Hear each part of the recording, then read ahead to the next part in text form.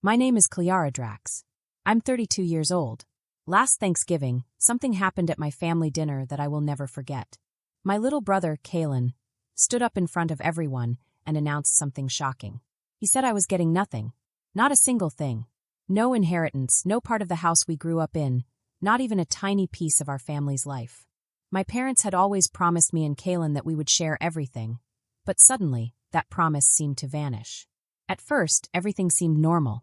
People were laughing and passing the mashed potatoes and turkey around the table. Then Kalen lifted his glass like he was giving a big speech at a wedding. "Mom and Dad are signing the house to me," he said proudly. "Calyara gets nothing." For a second, nobody moved or said anything. I think everyone's brain just stopped working for a moment. Then my aunt made a weird little cheer. My uncle clapped, and a couple of cousins actually shouted and hooped like he had just won a lottery instead of inheriting a house that was in serious trouble. I didn't cry. I didn't scream. I didn't flip the table, even though I felt years of anger and hurt bubbling up inside me like a volcano. I just smiled, put my glass down, and turned to look straight at my mom. She was frozen. Her eyes were on her plate, her knuckles tight around the fork. I could tell she knew something was coming. "Mom," I said, keeping my voice calm so that everyone could hear. "Should I tell them, or will you?" Her fork slipped from her hand and hit the plate with a sharp little crack that made everyone jump. My brother's chair scraped backward. "Tell us what?" Kalen snapped, his voice rising, like he could already feel trouble coming. The truth was simple. The house he thought he had just won was drowning in debt. He was about to find out that being the favorite child came with a huge, heavy problem attached. Before I tell you what happened after my mom's fork hit the plate, and what Kalen did when he realized what he had actually inherited, I want to ask you this. What time is it where you are right now, and where are you watching from? I want to see just how far this Thanksgiving disaster travels. To understand why Kalen's words felt like a knife, we need to go back 2 weeks before Thanksgiving, to Austin, where I live now. I work as a product manager at an education technology company. My job is basically taking messy problems and turning them into plans that work. Things don't succeed just because we hope for the best. They succeed because we measure, plan, adjust, and then measure again. My parents, on the other hand, ran their lives more like a house of cards. No tracking, no planning, just we'll fix it later. 2 Fridays before Thanksgiving, while I was finishing a work review on my computer, an email popped into my inbox that was not meant for me. The subject line said, "Notice of delinquency." It was from the bank that had the mortgage on my childhood home. My name was in the CC line because years ago I helped my mom set up her online banking and used my email as a backup contact. One click, and there it was. A cold, scary list of numbers in red. A second mortgage I had never heard about. 3 payments behind. Late fees stacked like a tower ready to fall. A huge balloon payment coming soon that made my salary look tiny. A foreclosure auction quietly scheduled for early spring, like the bank was already planning a funeral for the house my parents always called our inheritance. I stared at the screen like it was a broken machine. This wasn't a small problem. This wasn't a rough patch. This was a complete system failure. I called my mom immediately. She ignored the first call, then the second. On the third, she finally picked up. Her voice was too cheerful, like she was talking to a neighbor. "Hey honey, how's the big tech world?" I cut her off. "Why am I getting foreclosure notices on the house? When did you take out a second mortgage?" There was a pause, long enough for me to see my own reflection in the dark laptop screen. That silence was the sound of someone thinking hard about which lie would hurt the least. Finally, she spoke softly. "We were going to tell you at Thanksgiving. Your father has a plan. At work, if someone tells me they have a plan but can't show me a document, numbers, or a timeline, I know what it really means. They're stalling. Real plans have dates, owners, risks, and clear outcomes. Whatever my parents had was not a plan. It was a wish. Does Kalen know?" I asked, already feeling my stomach twist. "Yes," she said. "We've talked to him. He helps us. He understands." That one sentence told me everything. They hadn't told Kalen the real risks. They had only given him the part of the story where he was the loyal son stepping up to save the house. They hadn't told him he was inheriting a house with huge debt and a looming foreclosure. I hung up the phone with a knot in my stomach. I immediately switched into problem-solving mode. I opened spreadsheets and mortgage calculators like they were crime scene photos. I traced every number, checked every payment, and explored every possible scenario to see if there was a way to save the house without disaster. There were options, selling the house quickly, making repayment plans, downsizing, but every option required one thing my parents hated: admitting they were in trouble. I could have confronted them right then and there, demanded a family Zoom call, shared the bank portal screen, and forced them to face reality. But a small, furious part of me wanted to watch how far they could drag this pretend story. Have you ever watched someone you love make a story out of lies? Like they are making a shiny marketing campaign for a product that is actually broken? That's what those 2 weeks felt like. Every text about Thanksgiving had a hidden message. We're going to smile and carve turkey while pretending the house isn't on fire. I booked my flight anyway. On the plane, I kept scrolling through the banking app, memorizing numbers, dates, and interest rates. I told myself I was just gathering data. But deep down, a sharp line was forming in my brain. I wasn't going to let anyone erase me from this story. My parents could call me selfish for moving away, for working long nights in Austin. What they couldn't do was quietly hand Kaylin a bomb and call it a gift. By the time I landed, I had made my decision. If my parents tried to stage a happy Thanksgiving while hiding a financial disaster and giving Kaylin the house, I would not stay quiet. I was going to do what I do best: drag the ugly data into the light and make everyone look at it. So when Kaylin stood up and made his big announcement, I wasn't surprised. It was just confirmation of what I already knew. Still, hearing him say, "Mom and Dad are signing the house to me. Calyara gets nothing," felt like a knife. He looked so smug, one hand on the back of his chair like he had just won a game show prize. My parents didn't correct him. That was the part that hurt the most. "So that's it?" I asked, raising an eyebrow. "You're just giving him the house?" Kaylin rolled his eyes. "You moved away, Calyara. You made your choice. You stayed here. I'm here." He said it was like being near your parents gave you extra points in life. Like my long nights, my extra freelance projects.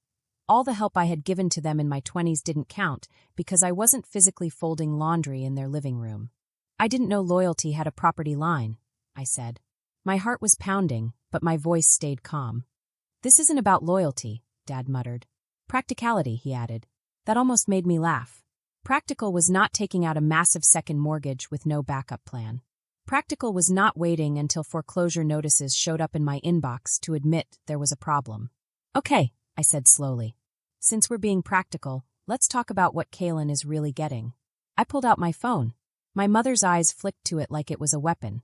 "Calyara, this is neither the time nor the place," she hissed. "Really?" I asked. "Because it seems like you thought Thanksgiving dinner was the perfect time to announce I'm being erased from the will." I opened the banking app one had logged into earlier and held the phone out for everyone to see. Part of me wanted to let it go to avoid a fight, but another part refused. I wasn't going to let them lie to the whole family. "Kaylin," I said, locking eyes with him, "do you know how far behind the payments are? Do you know the amount on the second mortgage? Do you know the foreclosure date? Or did they leave that part out of your coronation speech?" His smug look faltered. "What are you talking about?" The room quieted. Even the kids at the table stopped whispering. I showed them the screen. 3 payments behind, a balloon payment due in March, and a foreclosure scheduled for April. My aunt gasped. My uncle muttered. My grandmother squinted at my father. "Robert," she said sharply. "What is she talking about?" My dad finally looked up. "We're working on it," he said weakly. "Under control?" I asked. "Because it looks like you're tying a sinking house around Kaylin's neck and calling it a gift." Kaylin stared at the numbers, his eyes racing over the overdue notices like they were written in another language. "This has to be wrong," he said. "Tell her, Dad. Tell her you've got this handled." Dad didn't answer right away. The silence stretched so long that even the cousins at the kids' table stopped whispering. Finally, he sighed. "It got away from us." He admitted the roof needed replacing, then Mom's surgery, then the car. The refinance he thought would give them breathing room hadn't worked. He didn't expect the market to change so fast. "So you just didn't tell us?" I asked. "You didn't tell me when you signed the second mortgage. You didn't tell Kaylin when you promised him the house. You just crossed your fingers and hoped the bank wouldn't notice. Don't talk to your father like that." Mom snapped, but I could hear fear more than anger in her voice. I laughed once, sharp and humorless. "Protect us by lying? By letting Kaylin think he's getting a dream inheritance when really you're handing him a foreclosure." Kaylin finally tore his eyes from the screen, his smugness gone. The anger left his face and something else took its place, something softer, fragile, like glass that could break with just a little push. "Is this true?" he asked, looking at our parents. All of it. Mom's eyes filled with tears. She blinked hard and looked down at her hands, twisting the napkin in her lap. We thought we could catch up, she whispered. Your dad had some extra work lined up. And the holidays. We wanted one more good Thanksgiving in this house before. Before what? I asked, my voice sharp like a knife. Before the bank took it? Before you disappeared to some rental apartment and acted like this never happened. Eloan cleared her throat, standing straight, her voice cutting through the tension like a sword.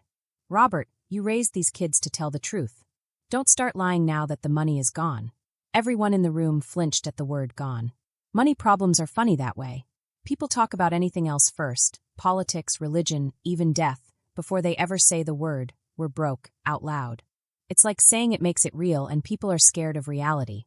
It's not about the money, Kalen said suddenly, his voice louder than I expected. It's about you telling me I was the responsible one. That I was going to keep the house in the family while Calyara ran off to live her big city life. You made it sound like I was the good kid and she was the selfish one. He said selfish quietly, almost like he was quoting them. And just like that, the real problem came out. Not the numbers, not the debt. What they had told us was right and wrong. The story they had been telling for years. Kalen, the son who stayed, me, the daughter who left, and now I was supposed to be the bad one. Is that what they told you? I asked him. He didn't answer, which was enough to know it was true. I didn't leave because I didn't care, I said, my voice thick with emotion. I left because I got a job that paid enough to send money home when you needed it. Remember when the AC broke and you called me first, Mom? Who paid that bill? Remember when the hospital wanted money up front for the copay? Calyara, that's not fair, Mom said. But she wouldn't meet my eyes. We're grateful for everything you've done. Grateful enough to cut me out without talking to me? I shot back. Grateful enough to turn my silence into permission? Kalen threw my phone onto the table like it burned his hand. So, what am I supposed to do? He demanded. Just say thank you for inheriting a house the bank already owns. You don't have to do anything, Dad muttered quietly. We'll figure it out. The old line again. We'll figure it out. Translation. Ignore the problem and hope it goes away. No, I said quietly, surprising even myself with how steady my voice was. Actually, you do have to do something. We all do. But step one is this. The house is not going to anyone until every single number is on the table. No more half-truths. No more surprises. I looked at my parents.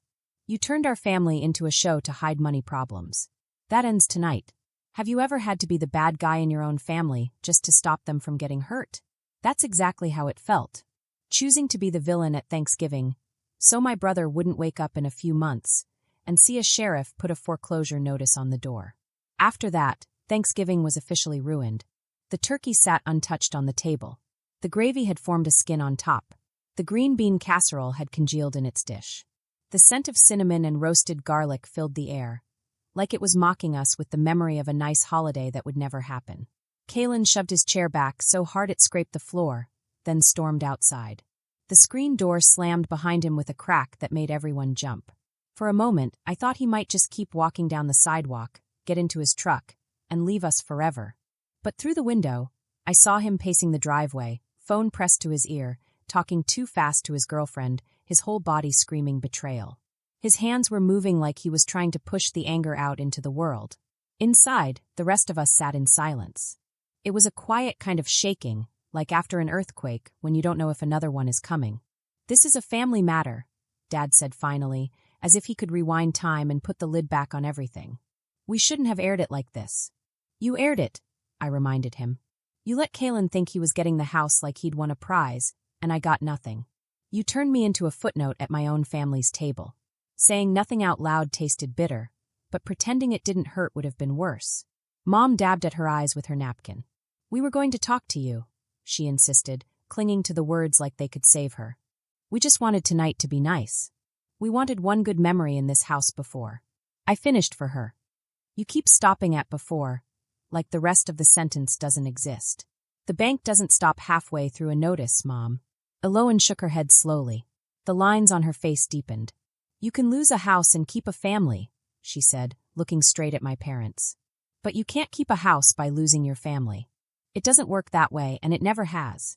Her words hung in the air, heavier than anything I could have said. I thought about all the little choices that led us here. Every decision had seemed small enough at the time. A loan here. A skipped payment there. A little more interest. A little more denial.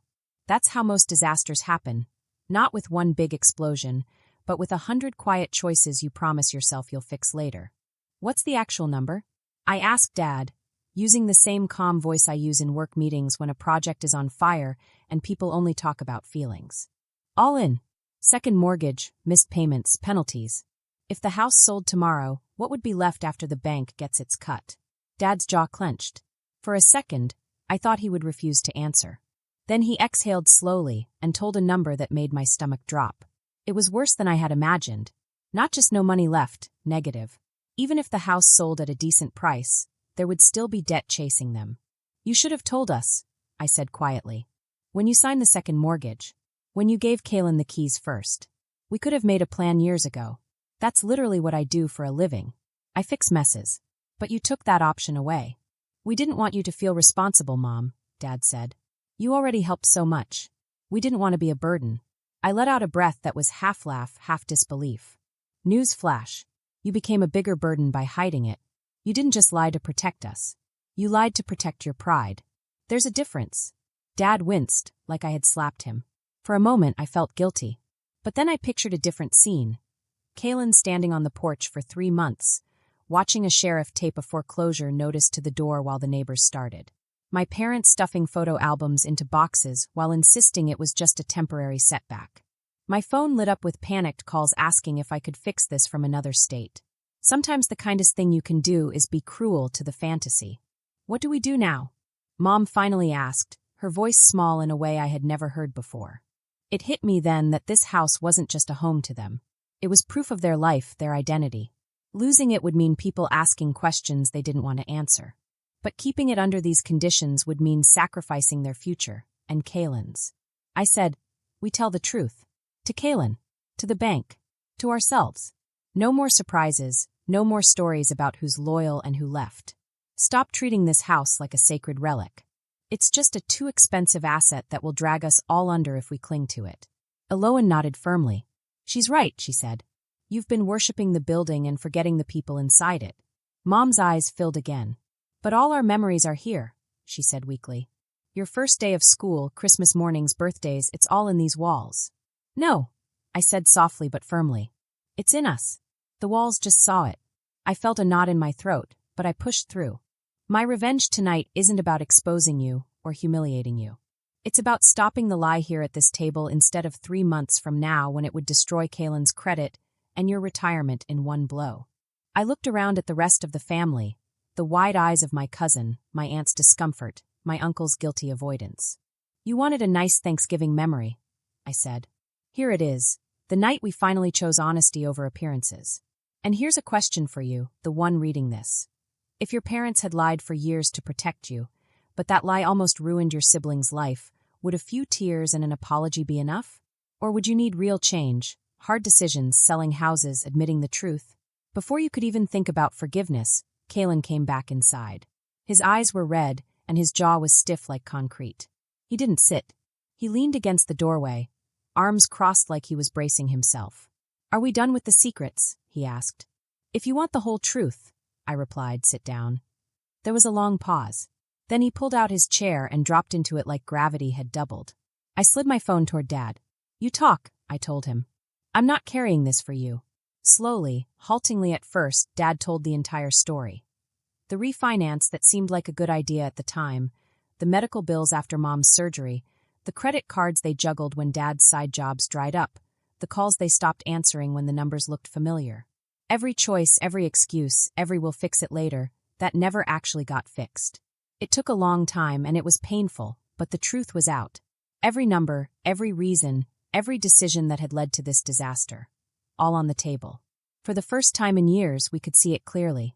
By the time he finished talking, the room felt really small. Kaylin sat there, holding his hands so tight that his knuckles turned white, and he stared at a spot on the table. So you were going to give me all of that, he said finally. Wrap it up like a present and call it my future, and you didn't think I should know? We were going to explain, Mom said weakly. After the bank notice showed up. After I moved in. After you two went on a cruise while I tried to figure out why my gift came with an eviction notice. He shot back. Dad flinched. We weren't trying to hurt you, he said. We thought if the house stayed in the family. Stop saying the house like it's a person. I cut in. It's just wood drywall and a mortgage. What really matters is us. Kaylin looked at me, and for the first time all night, I saw past his anger. I saw the kid who used to climb into my bed when there were thunderstorms.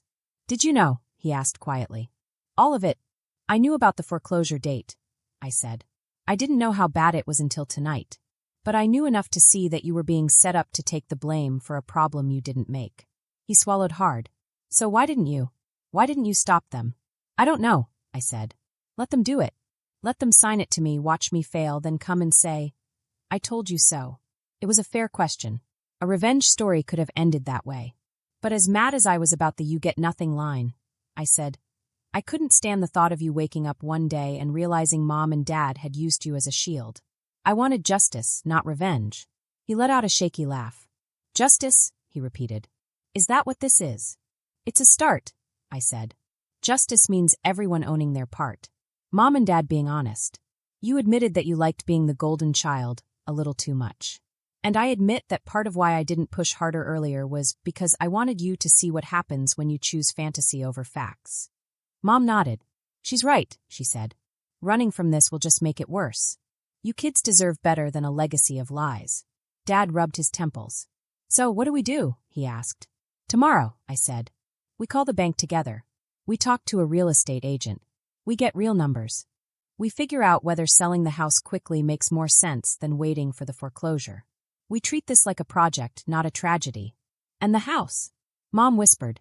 We've lived here for 30 years. Then you'll grieve it, I said. Softer now. But you won't let it ruin your retirement or your son's future. You taught us family comes before things. Now you get to prove it. I asked Kaylin. If you were me, would you push your parents to sell the house to save their future, even if they hated you for it? Or would you let them keep it and watch everything else fall apart? After Thanksgiving, our family group chat became like a war room. There were no more pictures of holiday decorations or gifts. Instead, there were screenshots of bank statements, links about selling houses, and a shared spreadsheet where I tracked every call, fee, and option. It was hard work, but it was also the most honest we had been with each other in years.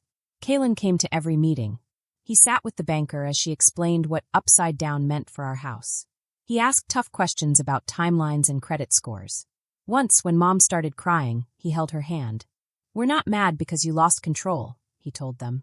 We're mad because you pretended you hadn't. They listed the house 3 weeks before Christmas. On the day the for sale sign went up, Mom stood on the porch, arms wrapped around herself. I feel like I'm putting a price on my whole life, she said. You're putting a price on a building, I said gently. Your life is coming with you. The offers weren't as high as they wanted, but they were better than I feared. After the sale and paying the bank, there wasn't much left.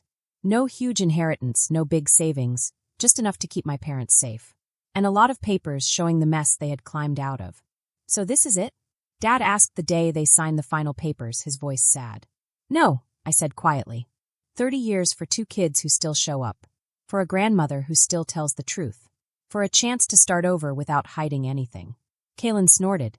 Leave it to the product manager to spin bankruptcy into a feature, he said, but I could see a small smile. We found a small rental closer to my place in Austin that my parents could actually afford. It wasn't fancy. The walls were beige, the yard was tiny, and the kitchen was half the size of the old one. But on the first night, something strange happened. I realized I wasn't waiting for a bomb to drop. No secret bills. No hidden anger. Just us crowded around a cheap table, passing store-bought rolls and cheap wine, talking openly about money mistakes and what we'd do differently next time. Do you hate us? Mom asked quietly while we washed dishes. I thought about it. I hate what you did, I said. I hate that you lied and almost ruined Kaylin's future to avoid embarrassment. But I don't hate you. I wouldn't have fought this hard if I did. And me? Kaylin asked later, nudging my shoulder. Were you the golden idiot? I laughed. You were never an idiot. Just comfortable being the hero in a story. Now we're just 2 humans who survived a very dumb plot twist. He bumped my shoulder again. Next Thanksgiving, can we just fight about politics like normal families? No, I said. Next Thanksgiving, we're going to fight about who does the dishes. And here's the part one hope you don't miss. My revenge wasn't that Kaylin lost a house, or that Mom and Dad had to sell it. My revenge was that the truth finally mattered more than keeping everyone comfortable. The girl who moved away and didn't care turned out to be the one who dragged our family out of lies into reality.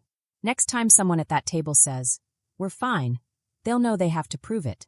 So I want to ask you, have you ever found a secret in your family that changed everything? Did you stay quiet to keep the peace? Or did you do what I did?